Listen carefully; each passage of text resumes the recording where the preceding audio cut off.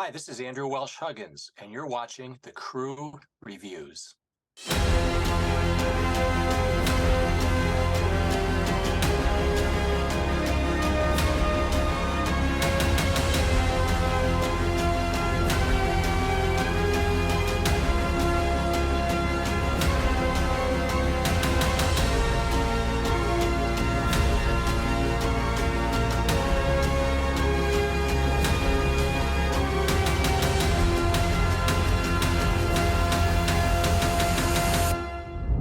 Chris, Yes. look, we have in the house Mr. Andrew Welsh-Huggins, author of End of the Road. Sir, how are you today? Oh, great. It's Ooh, really, good. really great.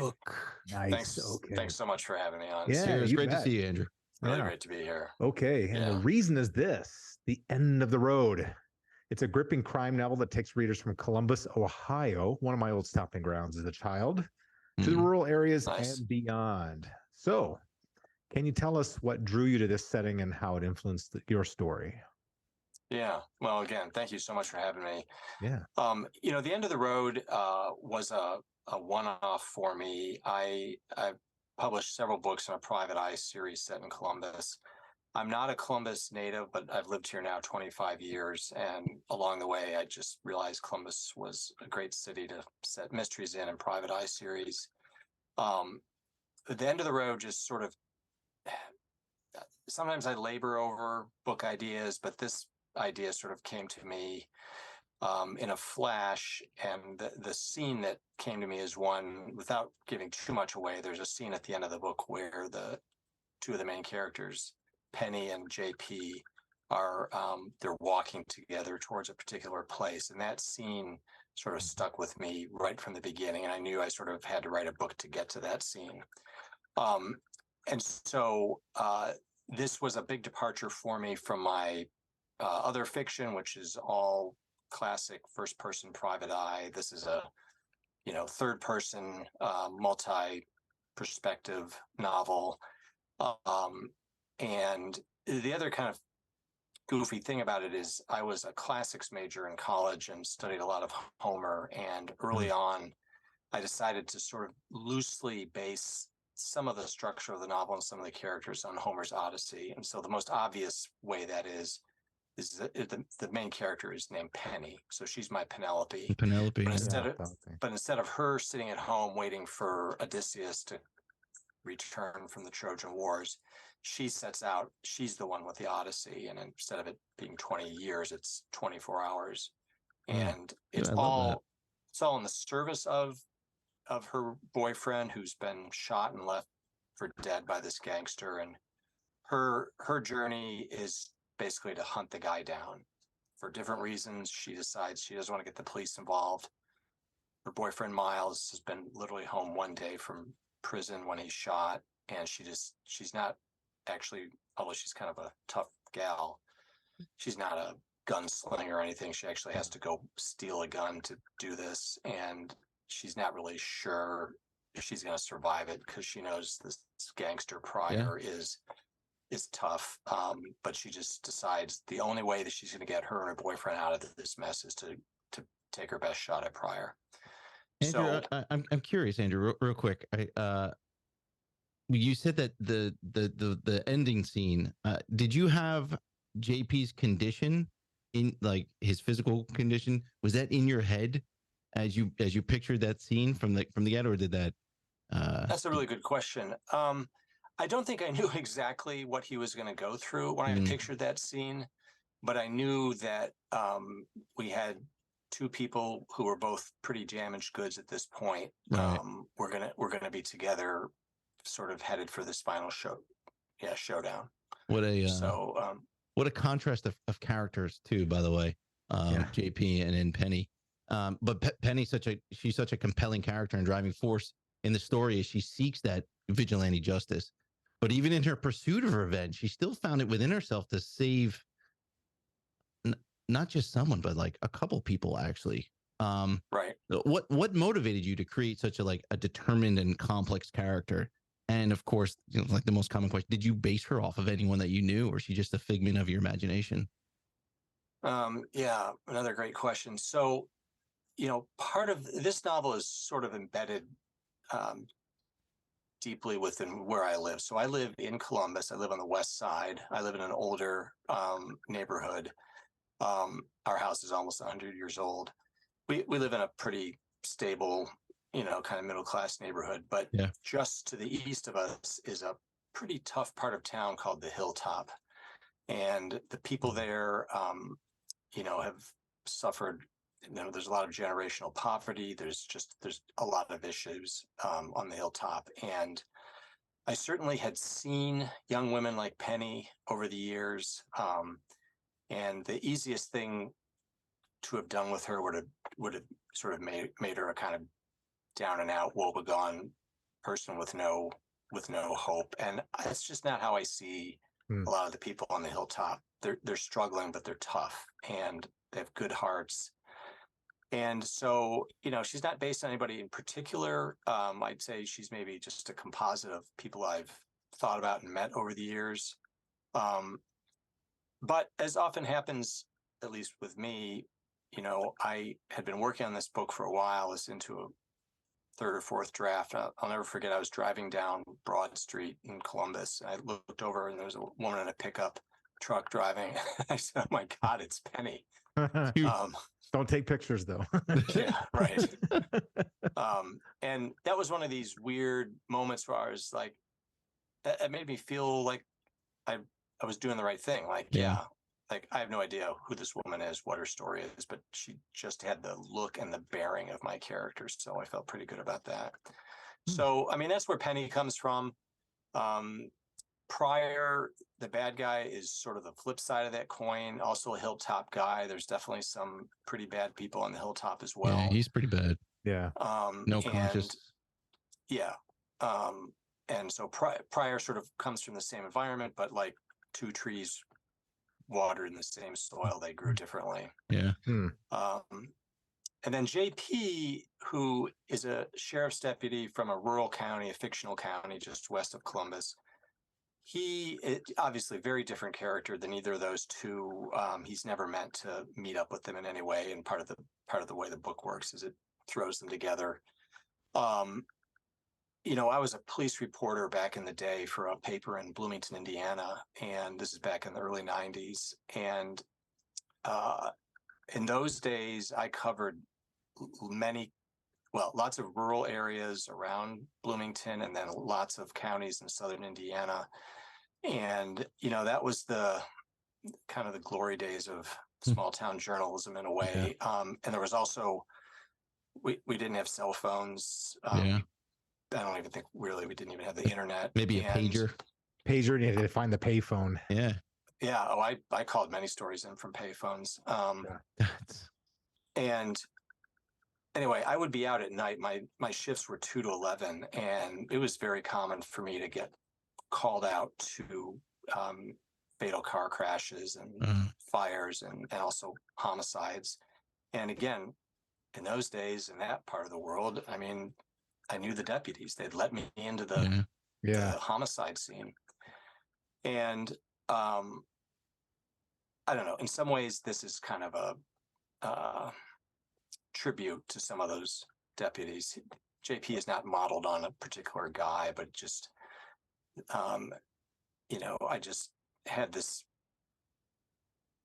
feeling about somebody who, like those deputies, I knew he sort of just puts his head down and goes to work. But of course, JP has his own baggage with his father was the former sheriff who was killed in the line of duty, and fiery crash.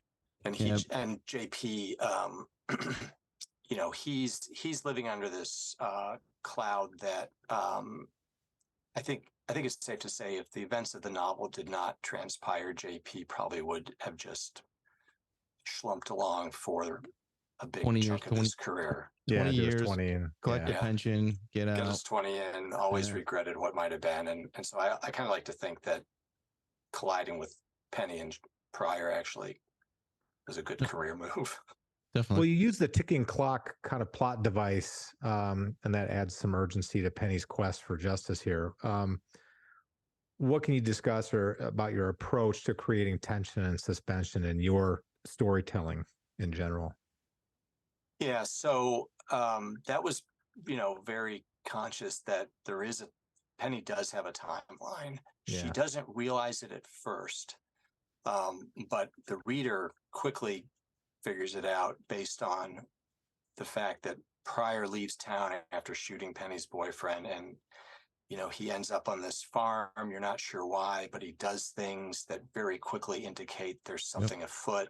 Right. And so I tried to sort of pin the stopwatch on Pryor to a degree, and then later to JP, because JP gets himself involved in this mess, and suddenly JP is in danger. And I feel like I tried to balance going back and forth between them in terms of setting up, okay, something's about to happen, and then I'm maybe 4/5 into the book when Penny, arrives at the end of her journey, she realizes that also something's up, and hopefully that tension stays ratcheted. What I loved about that is that I kept, we've read so many crime mystery thriller stories, and I kept trying to figure out what was I knew that there was something that was going to happen at that farm, and for the life of me, I was like, how is he going to use this? It was very satisfying when it was revealed what the use of it was, but I couldn't figure out. Like, I had could be this, could be that, could be this, and then but I didn't know what it was, and then when you revealed it, I was like, of course it's that. Like, it could only be that. And I thought that was so well done. Well, thanks. As I was talking, there's no tropes in this story, which is really good, because we read so many stories, and you're just like, typical same old. Like, you could have made JP, Keystone Cop or whatever, and you could have made Pryor or Penny or even Myles, or even the detectives. Like, there was so much you could have done that could have ruined the book, and you didn't do any of it. It was fantastic. Like, you read, and it read so fresh and so clean, and made it such a quick read. But you also, you mentioned it briefly before, you have a very diverse writing career. You wrote you did some reporting for the Associated Press, did some novels, short stories. Can you share what inspired you to pursue writing in this different genre? Why the switch from first person detective stories to this multi-point of view story that's kind of like rural noir? Yeah. So I have I wouldn't say a backwards story of getting into mystery writing. It was something I've always wanted to do. I mean, I'm the kid that grew up reading Encyclopedia Brown, and my that's awesome. I always tell people that my true introduction to mystery writing was two series. One was The Happy Hollisters, which might not ring a bell now, but it was it was published by the Stratemeyer Syndicate, and it was aimed at children 10 to 12. It was published from 61 to 70, and it's actually been re-released as paperbacks and ebooks. And it was about a family of 5 kids in a fictional town, and they had these adventures. And when I was in 2nd grade, if you got your homework done in class, you could read a book, and that's what my buddy and I would do. We'd tear through our homework. Wish my kids were like that. Oh, no kidding. It's just, not anymore. No, it's comic books now. Comic books or graphic novels now is what my kids are really into. That's good to me. Those are I mean, my son learned to read from Calvin and Hobbes books, so I'm all for it. Nothing wrong with that. That's how I got educated. Yeah. And then when I was 8, I climbed up and started pulling my mom's Perry Mason paperbacks off the shelf, and kind of got into those, which I didn't really understand a lot, but those are honestly, they're pretty tame now, and they do not portray a realistic Los Angeles at all. But for an 8-year-old, there's no Bosch. You read the books by Walter Mosley set in the same Los Angeles time period, and you just shake your head. Yeah. Right. Anyway, for an 8-year-old, they were good. They were clean. No foul language, and that kind of I caught the bug from that. So, I definitely loved the private eye genre. my wife and I lived in Providence in the 80s and went to Boston a lot, and we kind of absorbed Robert B. Parker's Spencer books. Spencer's, and, you know, that I think his series, when he was writing, I really think it just totally flowered, and the 80s were the height of that. Those books were just so fantastic. And I read Lauren Esselman, and I read Travis McGee and Travis Ross McGee. McDonald. What's the slip number? What's the slip? Travis McGee's The Boat. Oh, do you know it? I don't. I do know it, but it's like 18, 19. Oh my gosh! So I'm gonna get. You should just pull one of the books off that. Anyway, shouldn't have asked the question. Yeah. He's a great character. And Stuart Kaminsky, who is a name a lot of people unfortunately don't know, but he had multiple series, including Private Eye series and police procedurals. And anyway, I really knew I wanted to write a Private Eye character, and coming to Columbus, living here for a while, I came up with this idea for a character. My Private Eye is a former Ohio State quarterback star who blows the big game, and that's his baggage.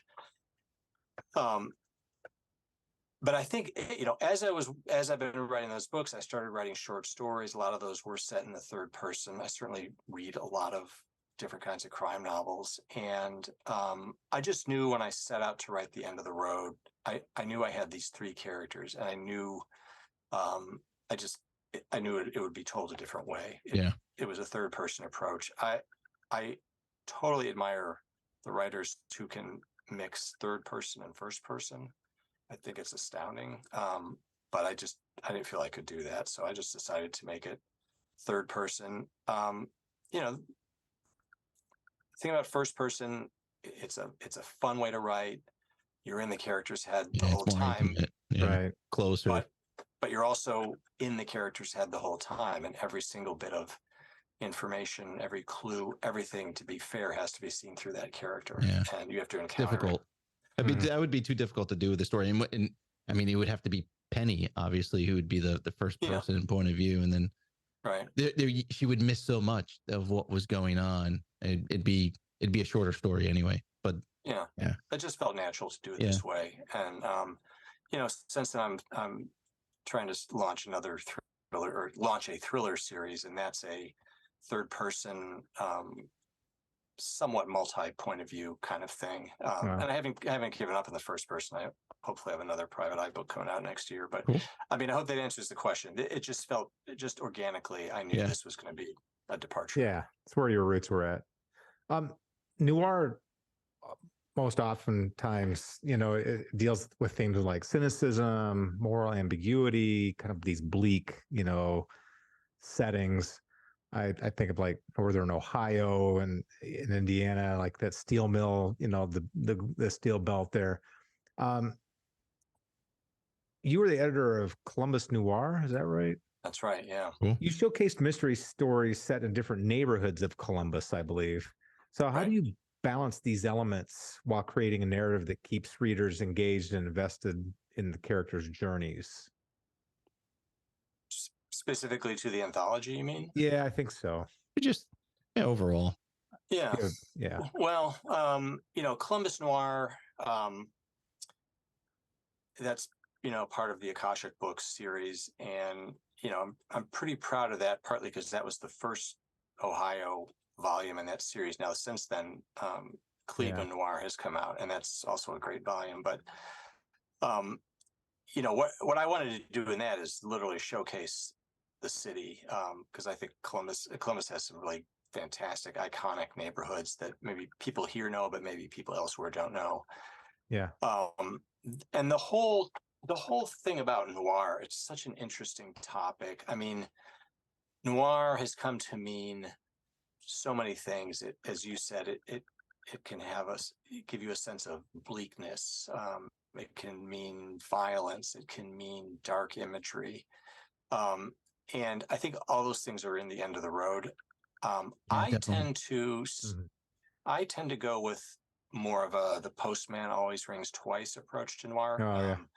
well, I've contributed to some noir anthologies, and I've sort of decided to stick with the idea of someone overextending themselves, trying to do, the right thing for the wrong reason or the wrong thing for the right reason. But Right. that Laura Lippman line, a dreamer becomes a schemer. Mhm. Yeah.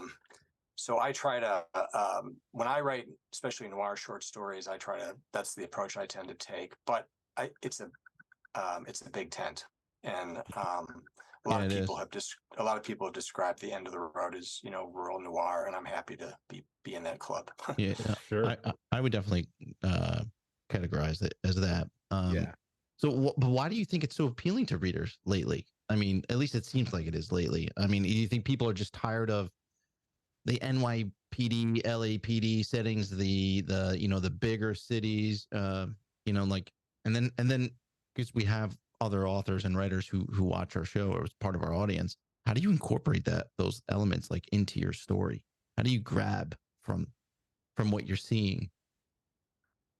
Yeah, I think part of it is this welcome evolution in crime writing where, your book no longer has to be set in New York, Chicago, or LA.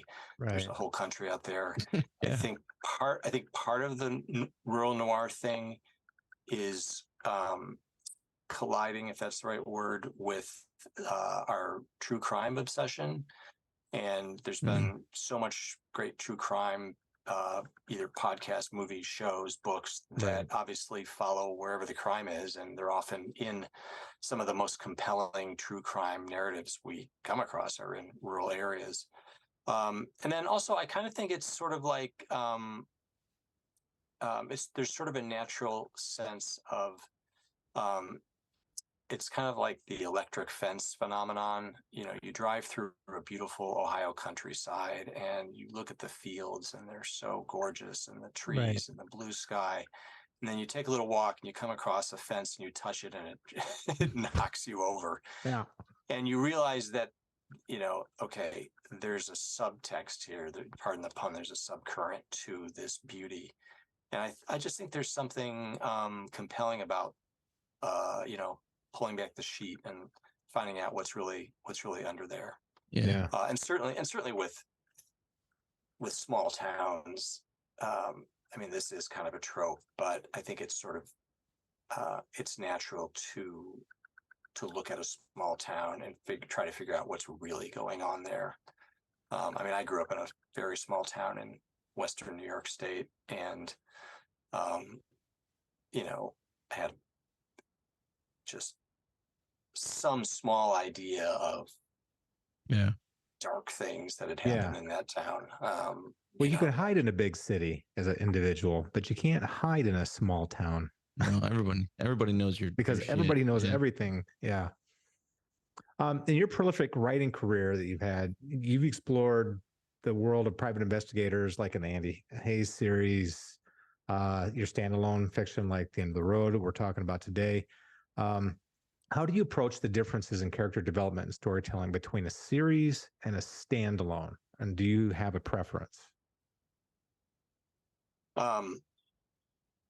So yeah, that's a great question. I mean, this with The End of the Road, I knew this was my only shot Oh, at these characters.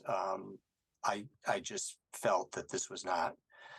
I didn't see how, The End of the Road Part 2, The Quickening. Really? I just didn't see You how. you honestly don't see how you could maybe pull in another.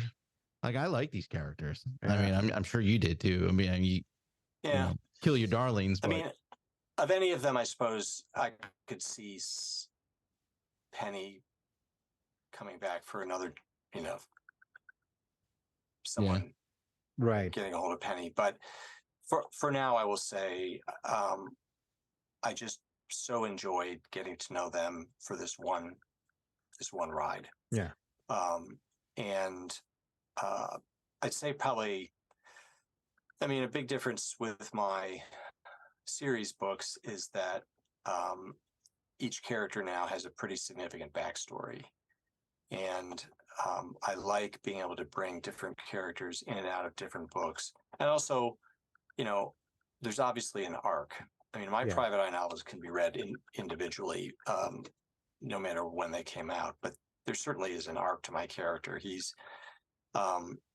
He's not frozen in time the way Spencer was. Spencer, I believe, would be 90 now, but he's still in his 40s Boston private eye. But I'm sort of aging my character more in Bosch style. And I kind of like that. So, in terms of grabbing people's attention with my characters, I feel like in the series ones, hopefully these are people that they, you're like, oh, you're back. It's good to see you again. I mean, I hear this all the time. Just pick right up. Right. Versus with The End of the Road, a lot of people have said, I love Penny. She was so great. But other than you guys, not a lot of people have said, when is she coming back? Yeah. I can see her coming back. Bring her back. Let's go. All right. I'll think about it. Yeah.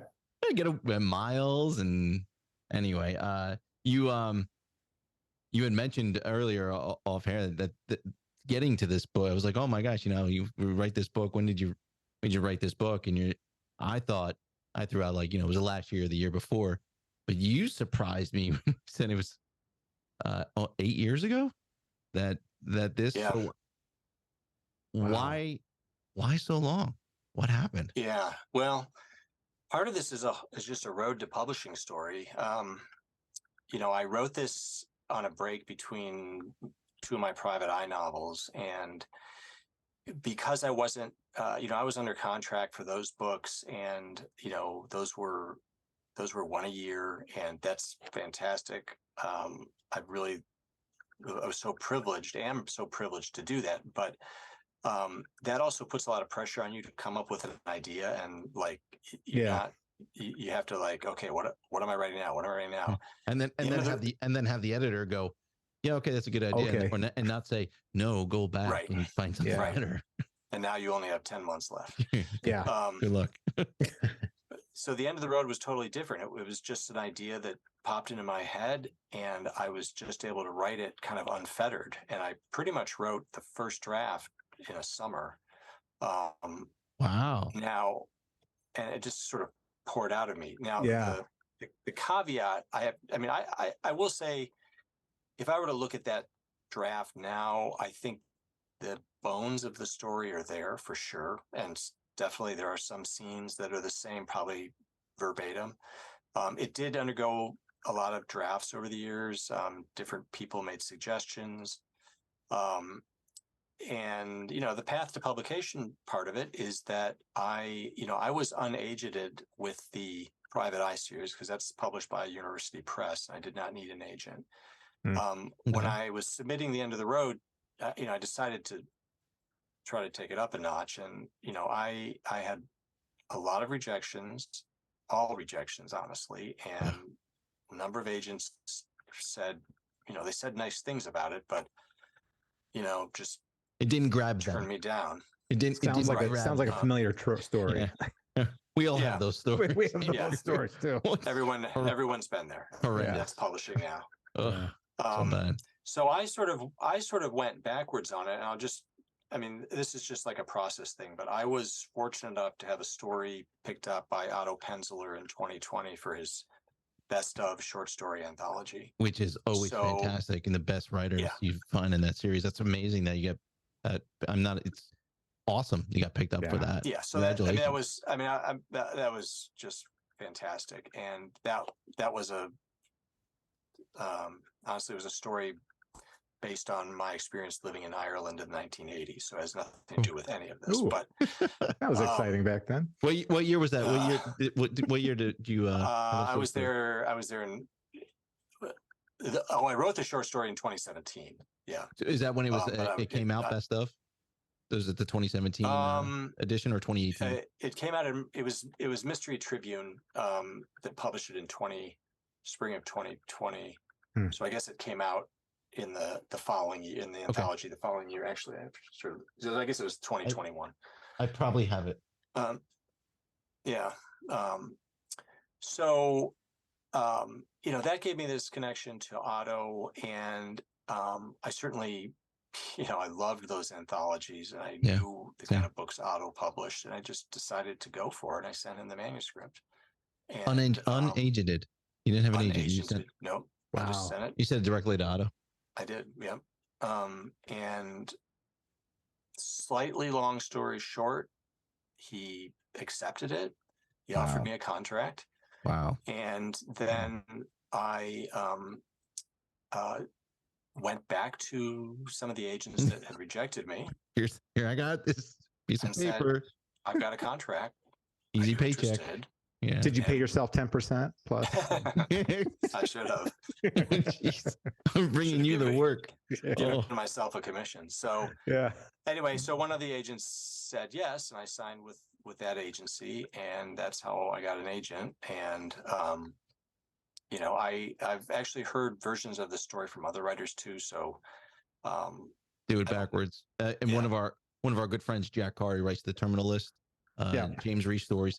That's what he did. He wrote a great story, and then he went to Emily Bessler, Atri Books, and they said, "We love it. Let's buy it." And then like, okay, now you need to go get an agent. Here's a list of 3 people that you need to talk to as an agent. That's good. So it's pretty cool to be able to do that because Mike knows, I know. Pretty solid ground when you have your when you do it yourself. Yeah, the finding the agent in today's world, like if the form letters that you receive, the form rejections, or you get ghosted, you're in a slush pile in the middle of nowhere. It is. Yeah. It's ugly, and I get it. I'm sure they're inundated. The absolutely no response thing kind of bugs me. I actually don't mind getting rejected, and oftentimes some of my rejections would come with, encouragement. Right. Yeah. But never hearing is a drag. True. So anyway, so that's let's see. I'm trying to think of the timing of this of all this happening. So The End of the Road came out in April, and I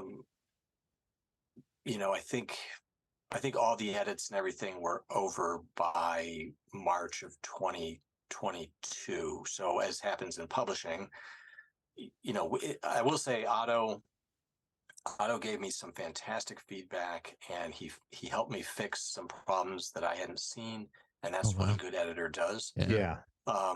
And so there was some back and forth, but that's why The End of the Road was such a long road. It's a path to publication, cautionary tale, but a positive one in this case. Definitely. Right. And we have a lot of folks that watch the show are aspiring writers or kind of just getting their feet wet.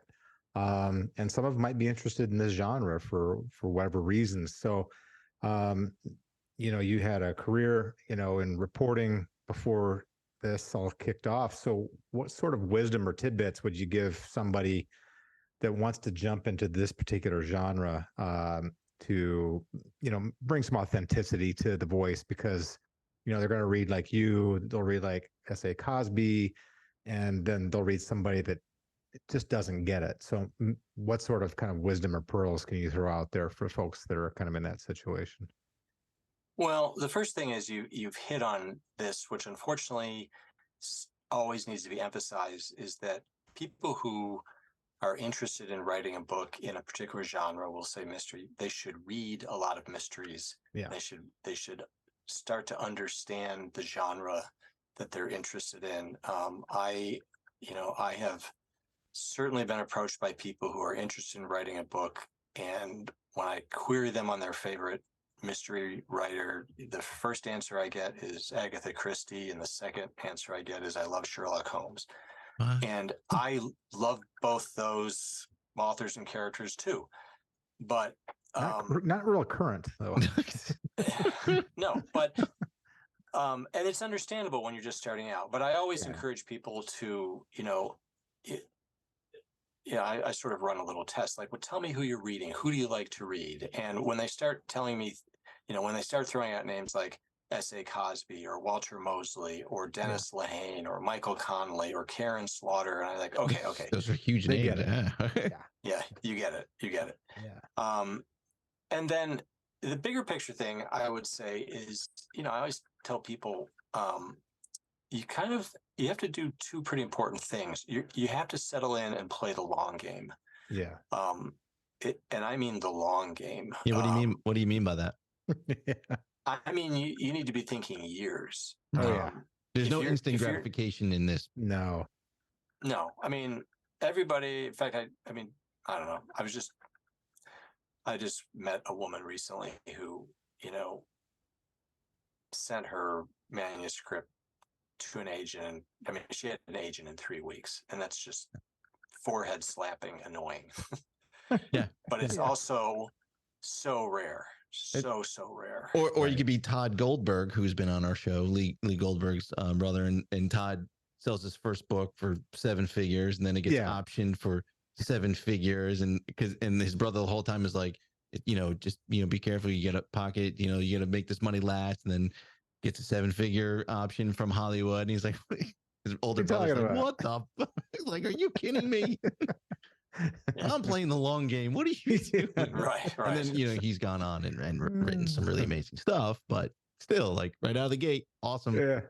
Wish I had it that does success. happen.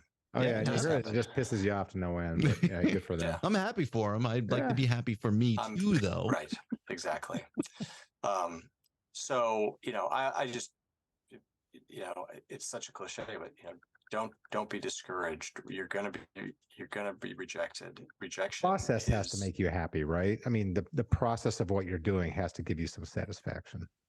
Yeah, and the other thing is you have to. I always tell people, you have to give yourself permission to do this and to think that it's a really important thing to do. Yeah. And you also may have to make some scheduling decisions that are not. And I'm talking about a craft thing. I think it's important to try to write at least 5 days a week and try to write at the same time if you can. It doesn't matter when. But the other thing is, as I sort of found out, and I've seen this happen with other people, especially if you have a family, if you want to get any kind of exercise, if you want to have any kind of life, like, you can write a novel and you can write another novel, but you might not be able to be on that church committee, and you might not necessarily have to be active in that neighborhood association. Right. And these are kind of like obvious but difficult decisions that I think people have to make. I mean, if you're gonna buckle down and like, this is something I really want to do, you're gonna have to make some hard choices about your time, and that's the kind of give yourself permission. Or get up at 5 a.m. A couple hours before the kids. For me, I have younger kids. Before the kids get up for school, and then you get sacrificing sleep. Yeah, there's a sacrifice. Obviously, you want to do anything like that, you have to set. Got to give up something. And what can you give up, or what should you give up? What are you willing to give up? What are you willing to give up? Yeah. Right. And the other thing I'll say is, I always ask people, like, kind of, what's your end game here? Do you want to write a book, or do you consider yourself an author who's going to write a bunch of books? And there's no right answer, but I do meet a lot of people who just have an idea for a book, and that's great. Yeah. But I also encourage people, especially if I sense that like they're into it, like, what are you going to do next? Mm-hmm. Like, the worst thing you can do is write a book and then stop and wait for it to be published. Yeah, because if it's good enough, they're going to want that second one right away. Right. And you just, you need to figure out if this is what you do now. Right. It's tough. So we mentioned Sean S.A. Cosby is a friend of our show. We think he's one of the fantastic writers. Unbelievable. Yeah. But in the past, he's told us that writing short stories undoubtedly helped him become a better novel writer. So you've contributed short stories to various anthologies. How does your approach to writing short fiction different from writing full-length novels? Yeah, I mean, I will say short story writing really helped. That gave me a lot of confidence that I was I was meant to do this. And what I mean by that is I had a relatively easy path to publication in the sense of doing for this university press. They had published a couple of my nonfiction books, and I had a good relationship with the editor, and they were looking for a mystery series. And anyway, it all kind of fell together. But, writing short stories and having them accepted in pretty well-known publications, first of all, that just gave me a confidence boost that I can't underestimate. And then, I don't write a lot of short stories. I probably might write 6 or 8 a year tops. But I like the discipline. I really like responding to either responding to or getting invited to an anthology call. And I like the fact they say, this story must be 5,000 words or less. Yeah. And that's, Or you get the ones that's even less, 3,500. You're like, okay, all right, yeah, cut that down. Or 4,000, and I like that because Right. that's a discipline, and you just can't fudge it, and so I like that. I like the challenge of a good short story should have it really is sort of a 3-act process, and you don't want to overburden it with characters. That's like I've read so many stories where I just had to put it down because I just lost track of who's who doing what, where, when. There's so many characters in 4,000 words. Oh my God. So I like that. I like the discipline. I like the fact that I'm not really tied down to any place. It's not like I'm fulfilling some contractual thing. Recently I've been studying a lot of short stories in Andrew, let me ask you, would you say short stories is for the people who want to write novels, who are interested in writing novels specifically? Would you steer them to write, hey, try it the short story first, hone your craft of the short story, to help in the novel, help your novel writing process and get the idea of how to craft a story, or not? I mean, or it doesn't really matter? Yeah, I'm not sure. I mean, that's obviously, especially in literary fiction, that's just such a tried and true path. People will write short stories and then put together a short story collection, and then they'll write a novel. I did it completely backwards. I wrote novels and then I started writing short stories. Okay. I guess I would say try both. I mean, this is kind of a weirdly golden age of short story writing, at least in the mystery world. Now, not from a money standpoint, but there's so many opportunities. There's so many anthologies. There are so many print publications, online publications. It's fantastic. There's so many opportunities, and so I think a short story can be a palate cleanser. It can give you a break. You could maybe reward yourself by getting through the second third of the novel. You could write your short story on a Sunday when you're not doing anything else. I think you can do both. And the other thing about the short story world is, I'm not saying I would say it is easier to get published as a short story writer now because there's so many opportunities out there, and there's so many fun opportunities. There's all these, Down and Out Books has been publishing so many of these the themes, anthologies, inspired by songwriters. So I have a story in Paranoia Blues, crime fiction inspired by the songs of Paul Simon. But there's just so many. There's so many others out there. They're just fun. My first public publication, but getting something published was a short story, and so that encouraged me. Hey, I do have the writing chops. Like, it's just going to be a matter of time just to keep chopping away. Being persistent, sending out those queries. Get the agent, and then see what happens. Well, since your book is being considered by a lot of folks be probably one of the best crime novels of this year. I would agree.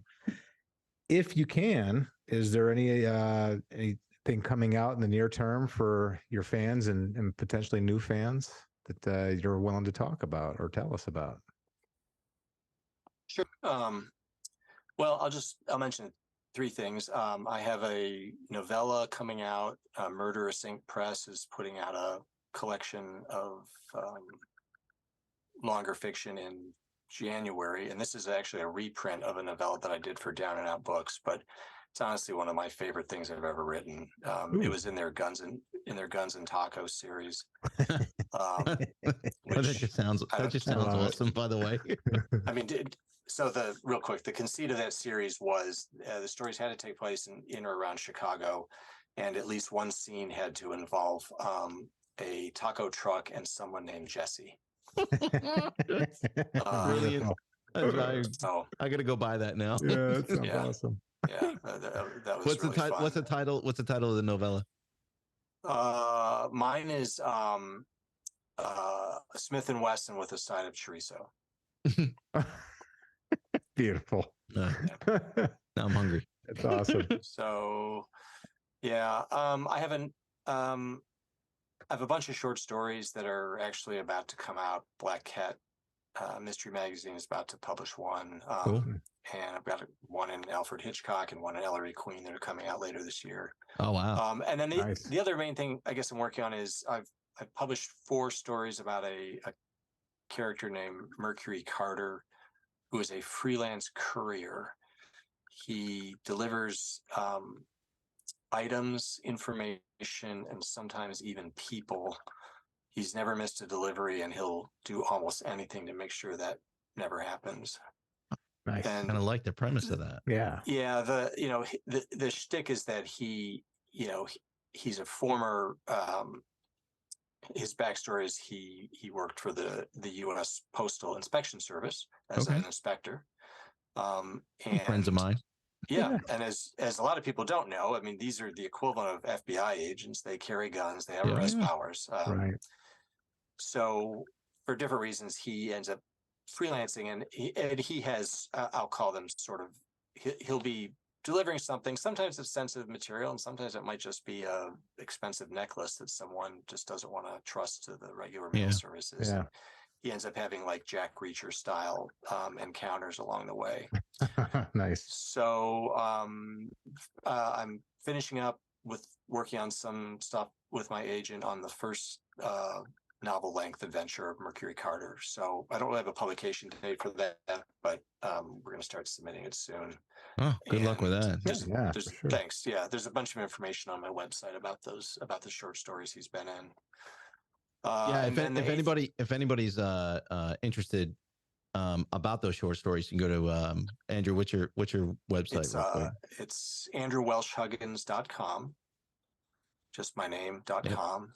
And once you're there, that will it'll also prompt you if you want to sign up for my newsletter. I put out a very low impact newsletter, which essentially is a combination of kind of recommended reads, stuff I've liked. I often solicit titles from readers, and I put their recommendations in. Cool. It's my event calendar, and then just some stuff that I've been up to. Cool. And then the 8th Andy Hayes novel is pretty much in the can, and we're hoping for a publication date pretty much a year from now. Okay. So you're busy, dude. You are busy, brother. It feels busy. Yeah. You got your fingers everywhere. Yeah. All right, Andrew, that is the main portion of our interview today. But as our fans have come to know, they expect the lightning round. The lightning round. Let's do it. This is where we ask you, I don't know. I don't even know what we ask you, but we make them up on the fly sometimes. And there's going to be no lightning involved. There's no lightning involved. All right. Since I'm the host today, I'm going to go first. All right. As a fellow Midwesterner myself and a fellow Ohioan, Columbus and Cleveland often get a bad rap from people on not only just the coast, but pretty much anywhere else in the United States. What do people get wrong the most about Ohio? I think they get wrong the most about what's actually in those two cities. I've heard this story so many times from people that they come here and they say, God, when I found out I was being transferred to Columbus, I almost lost my mind. And then they get here, and it's the 14th biggest city in the United States. It's filled with great parks and fantastic music and theater and food and the Arnold Classic, I think, is held. Yeah. The bodybuilding. Thank you for mentioning the Arnold, the largest sports festival in the world. Yeah, I've been to it. And is still here. Yeah. And so I think, and then Cleveland. Cleveland does have 3 professional sports teams. Do they? Do they? Yeah, they do. Well, do they still have a baseball team? on paper, they on do. Spectrum. On the Spectrum. I don't know about the basketball team anymore. Browns are doing okay. Yeah. I don't know. My wife's from Cleveland, so I like it. I like the fair. Yeah, that's She doesn't watch these shows, believe me. She doesn't, but it's fair game for me. So see, there is culture in Ohio. People just have to stop listening to all the noise. Yeah, and the other thing I will say, I'm going to speak more for Columbus now, but Columbus is truly a city on the rise. I mean, we just landed a $20 billion Intel megaplex. Jeez. That's being put up on the east side. And, really? Wow. And it's we have so many Amazon, Google, Facebook data centers, this center. I mean, it's stunning. I mean, the region is going to probably double in growth. Wow. And probably property values are going through the roof, and that's not a great thing. But I just feel like Columbus. The hidden gem. I'm a big fan of Ohio in general, but Columbus really, truly is. It's on the rise, and if you want a good, high-paying job that involves technology, I strongly consider low cost living here. Too. I'll be back there. Respectively speaking. Yeah. All right, number 2. In general, name one thing that makes rural crime typically different than a city crime.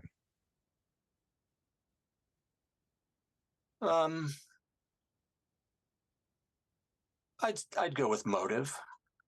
Okay. It could be deep-seated family passions. It could be neighbors with secrets. It could be rivalries that go back generations. It could be hidden secrets that a small town doesn't want to come out. So yeah, I would say all those things. That's one of the things. Those interpersonal relationships between the victims and whatnot. Right. Like and certainly that happens. McCoys. That happens in the big cities too, but I think not as much. Yeah. Not so much crime of opportunities, but right. Like in the cities, crime of passion. Right. Crime of passion. Yeah. All right. Number 3. Does covering a crime as a reporter harden you, or does it make you more compassionate? Wow. I've covered some pretty horrific crimes as a reaper, including ones that I think people would have heard of, like the Ariel Castro case in Cleveland, the man who locked the 3 women in the house for 10 years. Yeah. That was crazy. Yeah. The Roden massacre, the 8 family members killed in Southern Ohio in 2016, and to the Mike, to the point of your previous question, for 2 or 3 years, people suspected that was a Mexican cartel hit involving marijuana fields, and it turned out to be nothing more sinister than a custody dispute. Yeah, that's unreal. So I guess I would hopefully fall on the compassion side, in that when I write about crime, I try to make sure that I'm being realistic and I'm not treating the victims as just throwaway mannequins who happen to have a bunch of stab marks and blood, but remember that they're real people, and they might have been flawed people, but they were still a person. And hopefully those are the lessons I learned. And I will say, when I was a crime reporter, I really always strove to find the stories behind the people, especially the victims, and try to tell their stories so that people knew who they were. Yeah. All right. All right. He survived my round. Let's see if he survived Chris's. So my first two are sports related because I remember one of your characters was a football player. So Ohio State played a huge game against Notre Dame, winning 17-14. Their final game on November 25th is against the currently ranked Michigan Wolverines. Mike, did you know that? Nobody likes the Wolverines that I know of. Oh, okay. Nobody. First, what's the Ohio State's ranking when they play Michigan? Is Ohio State, like, where are they going to be in the top 25? Oh, this is a prediction. Yeah, it's a prediction. Yeah. Oh, it's a two-part prediction. So what do you think the Ohio State, you have to say the Ohio State ranking will be? Well, this is a politically powerful question. We're going to ruin his career right here. If in Buckeye Nation, within Buckeye Nation, there were certainly a lot of people who wondered whether Ryan Day would still have a job if he had lost the Notre Dame game. Yeah, and that was only what, the fourth game of the season? Yeah, no fourth kidding. game, yeah. So I would say as much as I don't understand why, as much as people in Ohio tend to criticize every false move Ohio State makes, even as they pile up victory after victory. Yeah. I'm going to put them this year. I'll put them at number 5. Number 5. And number 5. Write that down, everybody. Do they beat Michigan? Back to Ryan Day's job, they have to beat Michigan. So they're good, all the Michigan readers. Yeah, they infamously. Well, by the way, I should probably note I truly am a UN observer when it comes to Ohio State. Can you honestly in the Columbus area? Can you honestly be a UN? You have to be a observer closet one. When it comes to the Ohio State, it involves sunglasses and a baseball cap pulled over my head. But I was gonna say, man, you can't get away from it. Like if I were to go wearing any of my, I didn't go to Michigan, but it was like one of my favorite schools and teams. If I ever, went back when I visited my wife and I wore, Big Blue, Go Blue, anything blue, anything with an M on it. Yeah, probably would have got murdered by by my wife's friends' husbands. Yeah, I mean, there are Michigan fans in Columbus, and I'll see them. Some of them they go big. I don't understand. The full blue and maize. That is taking your life in your hands. I don't know. Well, I mean, obviously last year Ohio State lost big to Michigan, and Ohio State actually had been on such a roll beating Michigan that a lot of people felt like the rivalry was sort of faded. Fizzled, it wasn't even what it used to be. Not anymore. And that certainly changed. So I'm going to say for personal safety reasons, I'm going to say Ohio State will win against Michigan. I actually, if you had said anything different, I would have been shocked. Okay. Here's my second question. Do you know the name of OSU? And I don't mean Oklahoma State University. I mean the Ohio State University. OSU's name prior to 1878 when they became the Ohio State University. Do you remember what they were? Do you know what they were called prior? I don't, but I'm going to guess it was the Ohio State Agricultural Institute.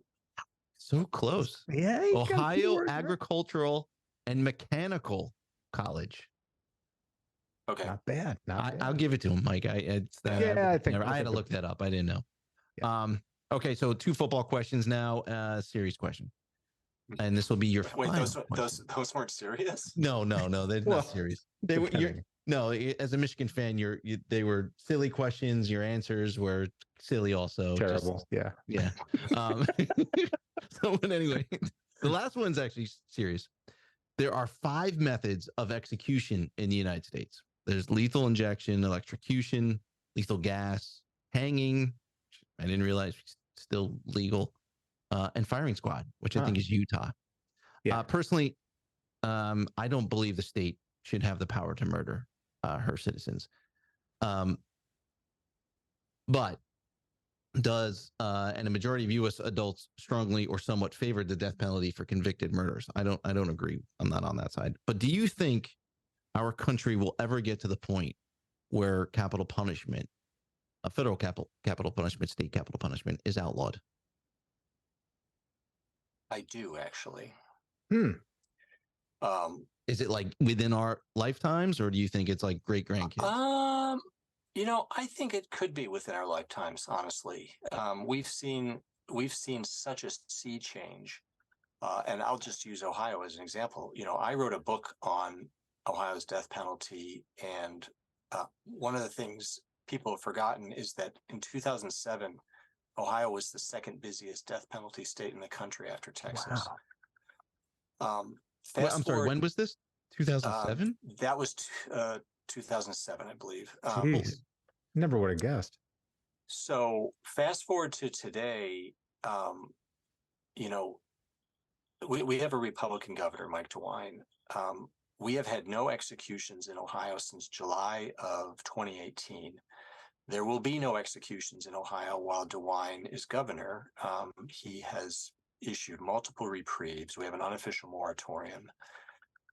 Right now, we have two different bills we have a bill in the House and the bill in the Senate. These are bipartisan bills. It's sort of liberal Democrats lining up with pro-life Republicans to abolish the death penalty.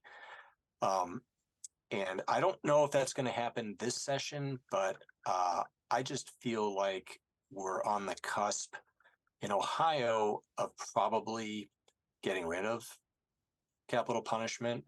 And I think going forward, there's going to be enough of a sea change where that's going to be the case. I mean, states like Texas, Florida, Alabama, Mississippi, those are going to be the last to go. Still some work to be done. Yeah, that may take a while.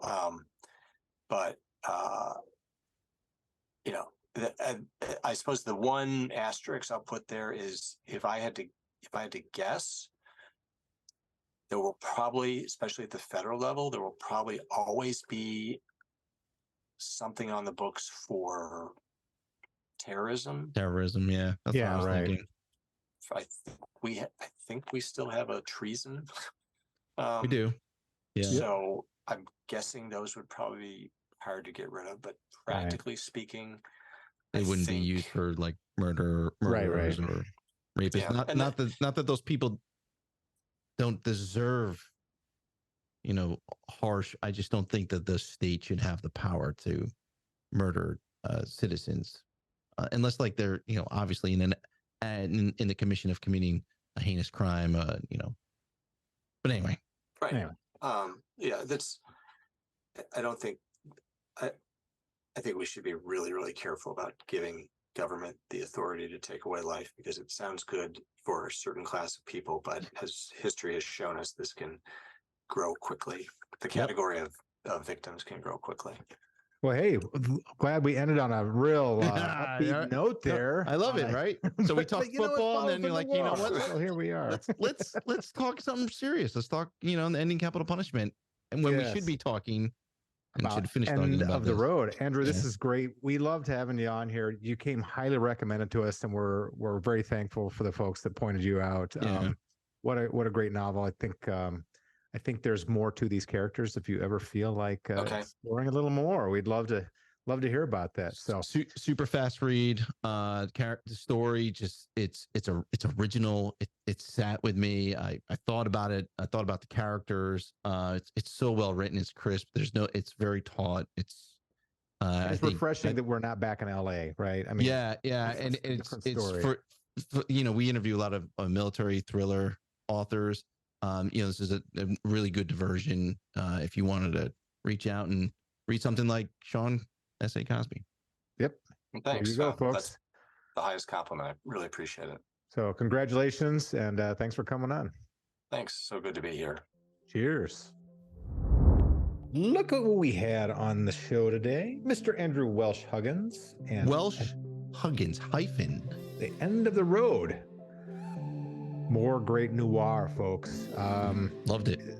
you know, a lot of you guys and gals are reading a lot of our military thrillers and thriller types, but this really cleanses the palate for that type of reader, just like S.A. Cosby would for you, that we've been high on.